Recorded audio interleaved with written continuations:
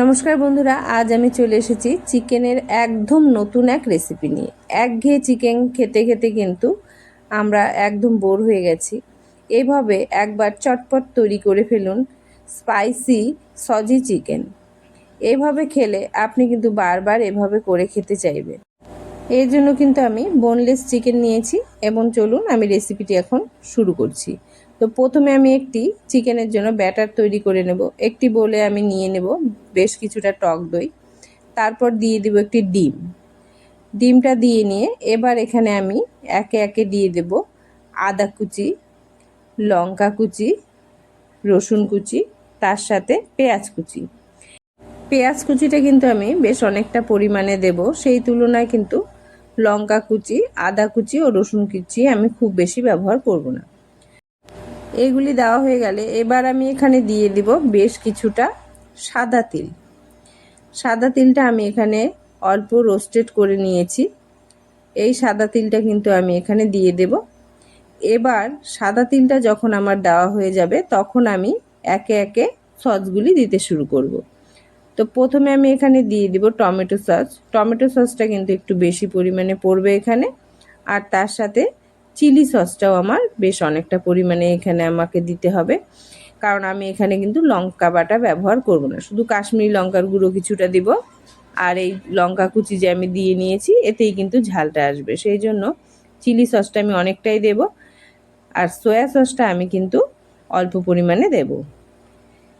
Chilli sauce, soya sauce ও tomato sauce দেওয়া হয়ে গেলে এবার আমি সব কিছুকে কিন্তু খুব সুন্দর করে একসাথে ফেটিয়ে নেব। যেহেতু টক দইটি আমি আগে ফেটিয়ে নিইনি, সেই কারণে কিন্তু আমি এগুলিকে খুব সুন্দর করেই ভালোভাবে বেশ অনেকক্ষণ ধরে ভালো করে ফেটিয়ে নেব।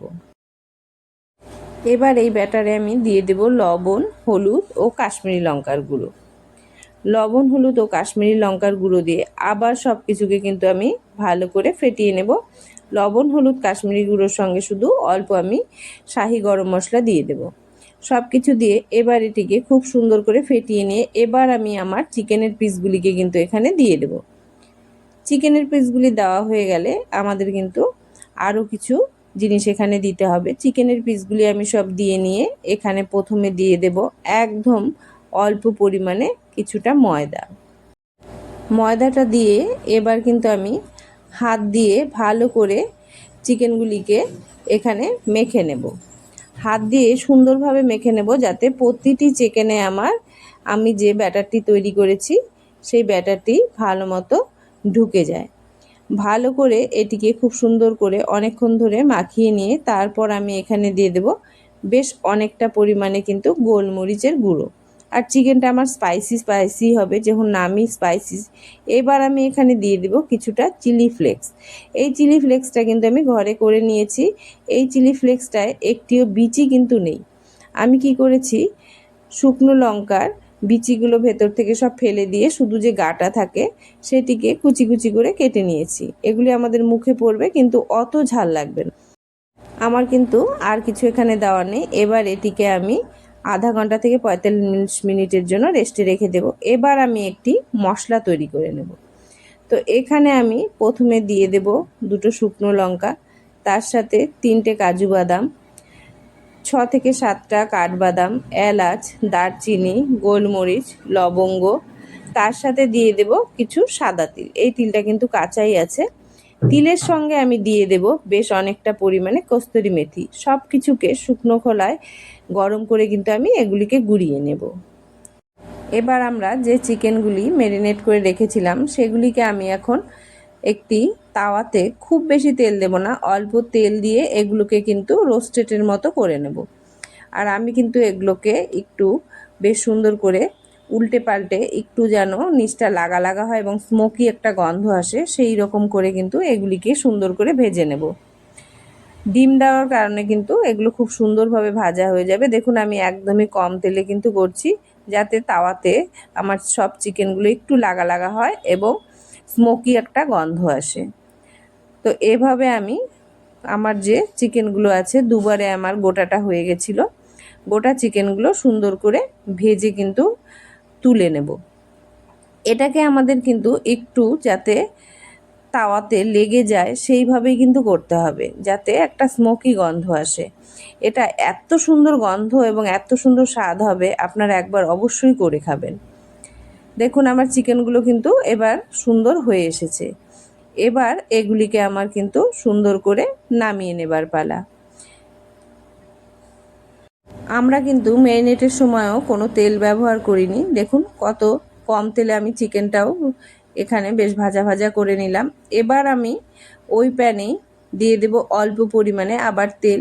এবার এখানে কিন্তু আমি পেঁয়াজটা দেব না, পেঁয়াজ কুচিটা কিন্তু পরে আমি আলাদাভাবে সসের সঙ্গে ভাজা ভাজা করে নিয়ে পরে যেমন আমরা ডালে কিংবা তরকায় ছক দেই, এই ঝোলটায় ওরকম করে দিয়ে দিব। তো প্রথমে আমি দিয়ে দিয়েছি রসুন বাটা, তার সাথে এখানে দিয়ে দিলাম আদা বাটা। এখানে কিন্তু আমি কোনো ফোড়ন দেব না, আদা বাটা সব কিছু দিয়ে এবার আমরা যে মশলাটা রোস্টেড করে নিয়েছিলাম তাওয়ায়, সেই মশলাটা কিন্তু এখানে আমি দিয়ে দিলাম।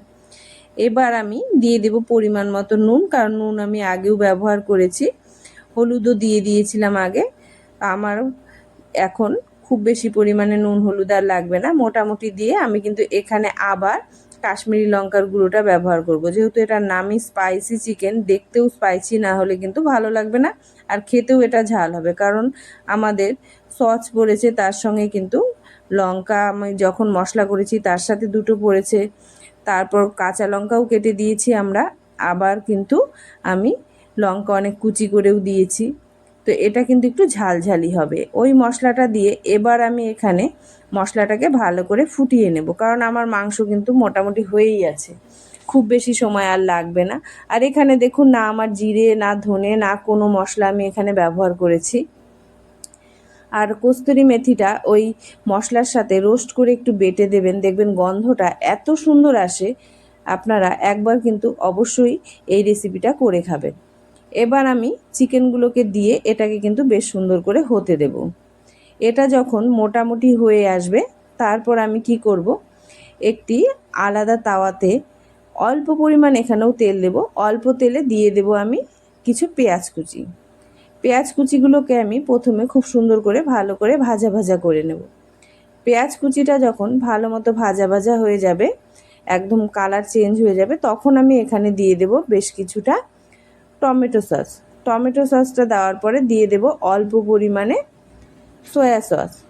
সয়া সস আর টমেটো সসটা দিয়ে আমি এখানে কিন্তু এটি তরকার মতো করে এই ঝোলটার উপরে দিয়ে দেব। এটি দেওয়াতে এর কিন্তু গন্ধ এবং স্বাদ আরও অনেক পরিমাণে বেড়ে যাবে। আর আমি কিন্তু এখানে চিলি সসটা আর ব্যবহার করব না, আমি ম্যারিনেটের সময় অনেকটা চিলি সস দিয়েছি, মশলায় চিলি পড়েছে, তাহলে কিন্তু অতিরিক্ত ঝাল হয়ে যাবে। নামানোর আগে আমি আবার কিছুটা কস্তুরি মেথি, এবার রোস্টেড নয় এমনি কস্তুরি মেথি দিয়ে এটিকে নামিয়ে নিব। এটি ভালো মতো এখন ফুটে উঠলে গরম গরম নামিয়ে আপনি রুটি, পরোটা, ফ্রাই, পোলাও কিংবা গরম ভাত যার পাশে খুশি বসিয়ে দিন। এত সুস্বাদু এটি, একবার করে কিন্তু অবশ্যই আপনারা খেয়ে দেখতে পারেন। একদম নতুন রকম রেসিপি। আর দেখুন কত কম তেলে আমার কত সুন্দর একটি রেসিপি কিন্তু তৈরি হয়ে গেল। তো আপনাদের যদি এই ভিডিওটি ভালো লাগে তবে অবশ্যই একটি লাইক ও সাবস্ক্রাইব করে দেবেন, ও কমেন্ট করে অবশ্যই জানাবেন আপনাদের কীরকম লাগলো এই স্পাইসি সজি চিকেন রেসিপি।